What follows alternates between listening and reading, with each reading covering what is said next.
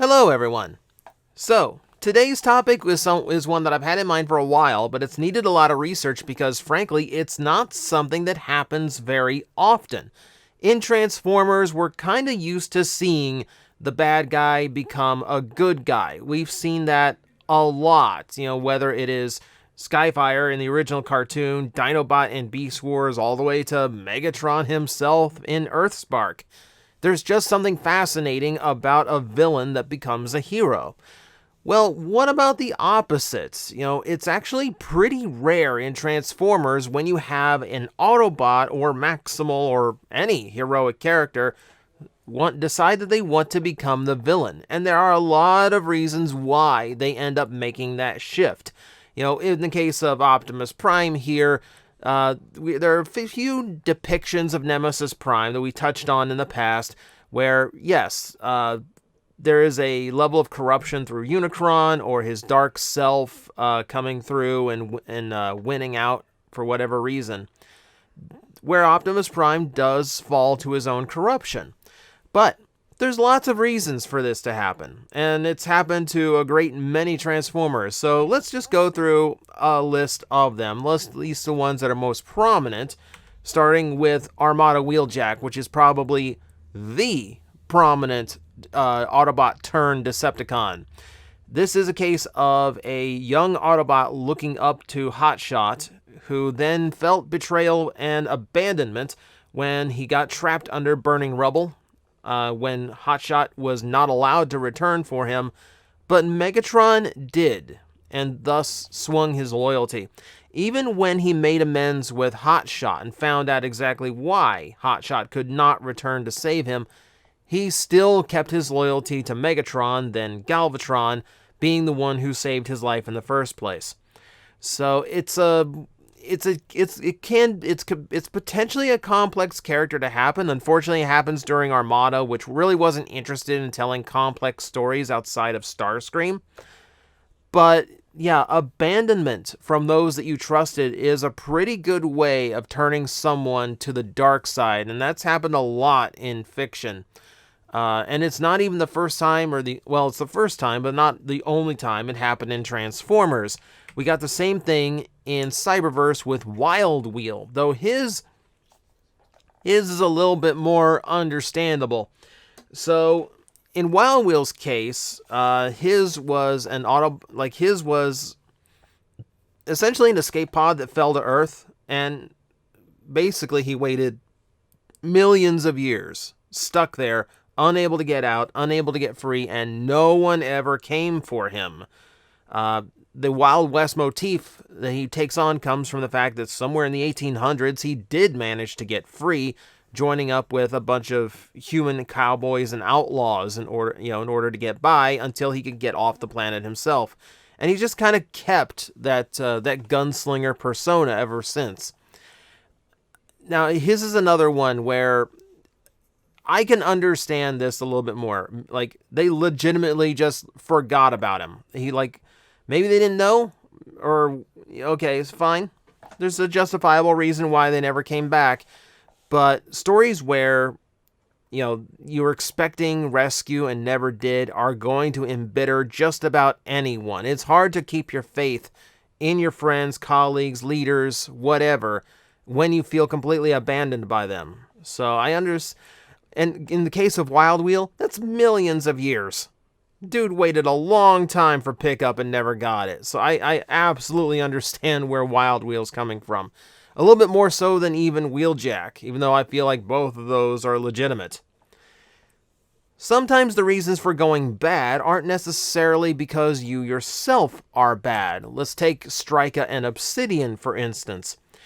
Now, in the backstory for Beast Machines, these two were apparently great Cybertronian heroes, great generals in the war, presumably former Autobots. At least that is what later backstory gives us.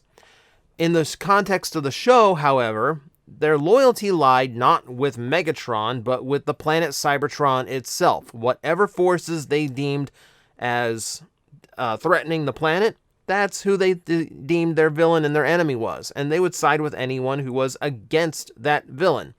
Well, in Beast Machines, Megatron is Cybertron, so loyalty to Megatron is loyalty to the planet. It's a twisted logic that even Thrust would come to question once in a while. And it is something they toyed with a little bit here and there with their characterizations, especially after Megatron was out of the picture temporarily. And again, I would argue these are not technically bad characters. I think they are badly motivated. I think their view is twisted. And it's interesting that they have a loyalty to the planet and lack a morality beyond that. You know, good and evil beyond that doesn't really faze them. It is just, who do I need to serve to protect Cybertron? It's a different take. It's a different take. I'd like to see it more often.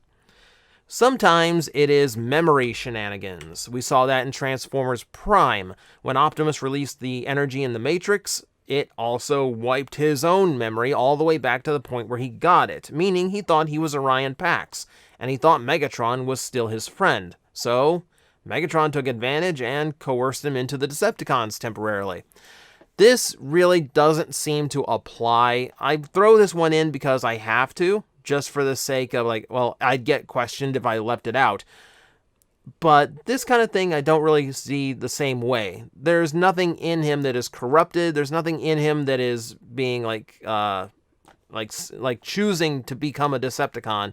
He's literally just tricked into it and kept from knowing what the Decepticons were really up to. So this one I'm just throwing in because it's a situation.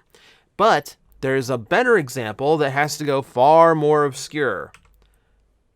So we know Towline from RID, right? Okay, so this is technically not him. We are dealing with Wrecker Hook from Car Robots. Now, obviously, complete Autobot to the core in that series, there's absolutely nothing to indicate he would ever betray the Transformers in any way, shape, or form, Autobot or otherwise. But then we see this. So this is from Robot Masters. Now, I want you to keep in mind, at the time, in Japanese continuity, every show was in continuity with each other. Every toy line was in continuity with each other. If a character shared the same name across different shows or different stories, they were treated as the same character. It's why, Japan doesn't get hung up on every police car being named Prowl like we do. And, in Car Robots, they had Mach Alert, not Prowl, that we had in RID. However, we had a Wrecker Hook, who was the same mold with the same name, but now he's a Decepticon.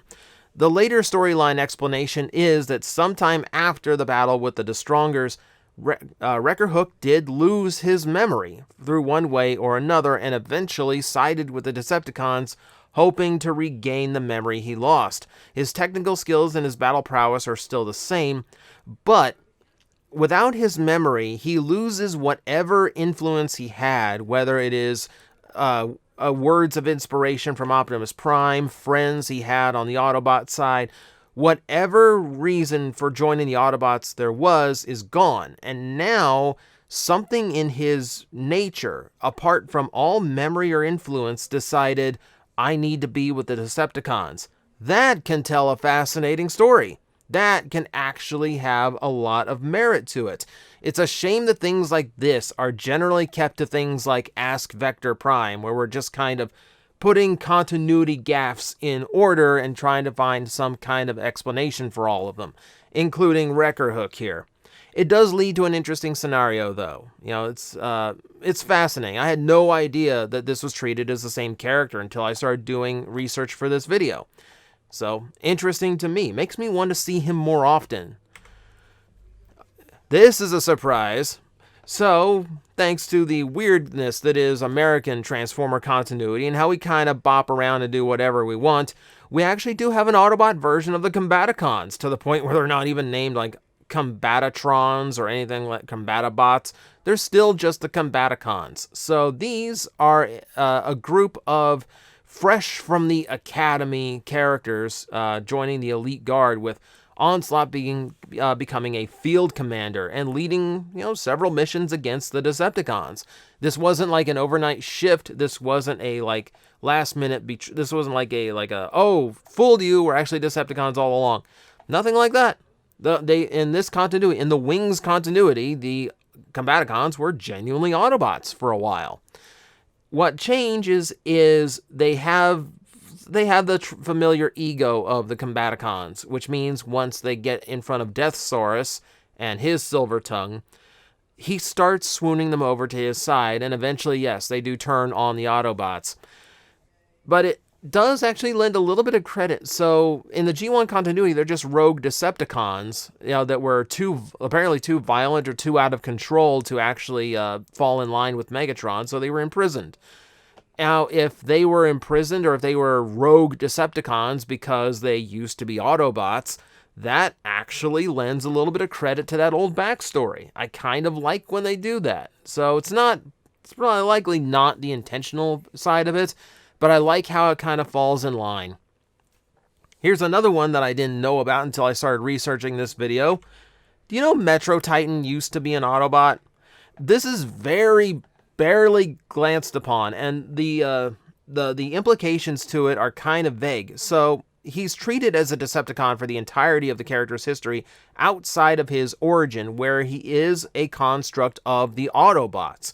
Whether the Decepticons took him over and corrupted his programming, or whether he chose to become a Decepticon, that part is never really explained in any way, shape, or form, so it's just kind of left to imagination. And I think the idea that you can build an Autobot, instill them life through Vector Sigma or whatever means you have in that continuity, and they decide to become a Decepticon regardless, that's a little more interesting, and frankly, a little bit more true to life, It's interesting to me. So yeah, that is a situation that has happened as well. Again, I never knew that. I thought Metro Titan was just a cheap repaint to get a Decepticon on a toy shelf, but here we are. Alright, now is the section of the video I call the Possession by Unicron crew. This is a lot of Universe 1.0, by the way. Keep in mind, in Universe 1.0, the storyline is taking place after Beast Machine, so basically all the villains have been wiped out. Decepticon, Predacon, Viacon, everything is just gone. There's just Autobot and Maximal left behind. So a lot of the villains were created through dimensional hopping or through corruption by Unicron, including taking Black Arachnia back over to the villainous side, which I never liked that decision. But hey, I guess it's part of who she is, back and forth, back and forth. Also applies to toy-only characters like Oil Slick, though I would say there's something inherently evil about every version of Armada Sideswipe, but, that's just my personal opinion. We count up Razorclaw as well, who's kind of treated as the lead villain for the Decepticons during this series. He's a Vok-corrupted version of Tigerhawk that destroyed Megatron and basically became the big bad of his universe. We can also chalk up Shadow Striker to that list. Again, a little bit vague whether she was possessed by Unicron or decided to betray her sister and the Autobots willingly. But that storyline is so spotty and hard to put together, I don't even want to approach trying to make sense of it, not even for a video. There's just some aspects of Transformers that are too confusing for even me to try and make sense out of. The most recent one of this, by the way, is going to be Rodimus Unicronus, which is what happens when you take a Unicronian matrix and jam it into Hot Rod. So, again, it is a level of corruption. There's a lot of ways Unicron can corrupt you, through torture, mind control, spark influence, cloning, or in case just jamming his own essence into you. He even did that to Megatron, which is just making a bad guy eviler. So this is the most recent example I can think of. Like I said, Autobots don't go villain very often, so it's a weird situation. Faith can do it too, which is also, historically accurate, and that's as far as we're going to go with that one. But it happened to Scoop. Sorry, Wedge. I'm confusing my orange payloaders. It happened to Scoop in in the IDW 1.0 universe. He thought Starscream was the chosen one in his scripture, so he decided to follow him blindly to the point where he fell in with Galvatron and Soundwave's Decepticons, of all things, as a spy for Starscream. So here's someone who went completely against the Autobots, renounced the Autobots entirely, and eventually ended up getting lumped in with the Constructicons after Scrapper got scrapped. But it does create another interesting wrinkle and another way you can twist someone who is devoutly good into someone who will serve the forces of evil. Yeah, that happens. And then there is the strangest one I came across, another situation I did not know about until I started researching this video, and I found this fascinating. So, I'm going to show you a picture and tell me who this is. I know it's blurry, these pictures are old, and this is super obscure, so it's not like there's a whole lot of good photos of these guys to go on. So, okay, so your first thought, I know, your first thought is Generation 2 Megatron, and, you're wrong. Apparently, it can't be him. Okay, and okay, now, the people who are on the ball are saying Megastorm, Beast Wars 2 Megastorm. Well, you're close, but you're still not there. Notice, the packaging here is from Car Robots. You can see Fire Convoy in the upper left. So what exactly are we witnessing here? What you're seeing is a character named Armored Core. C-O-R-P-S, not C-O-R-E. This is not the old PlayStation game. No, you are looking at Armored Core. So here's what happened.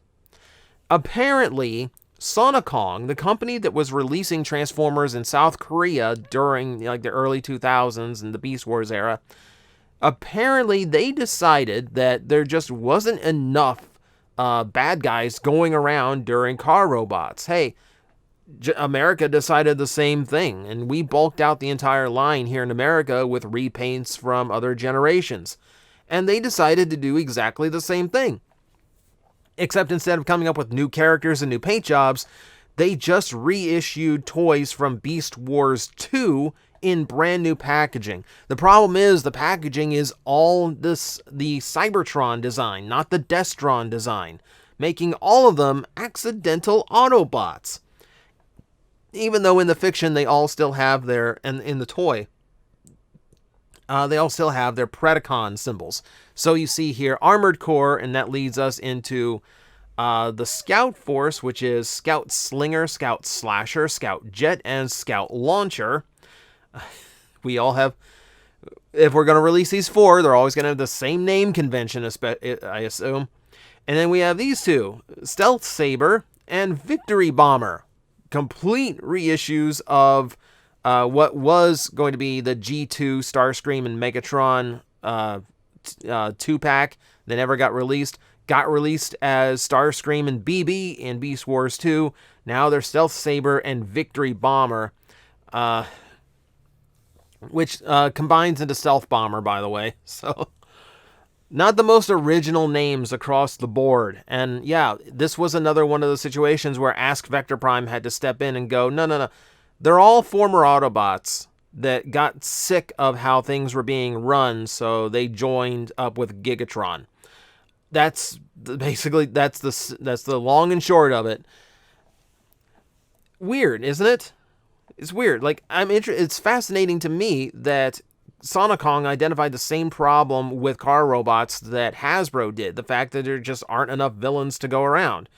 And corrected it in a completely different way.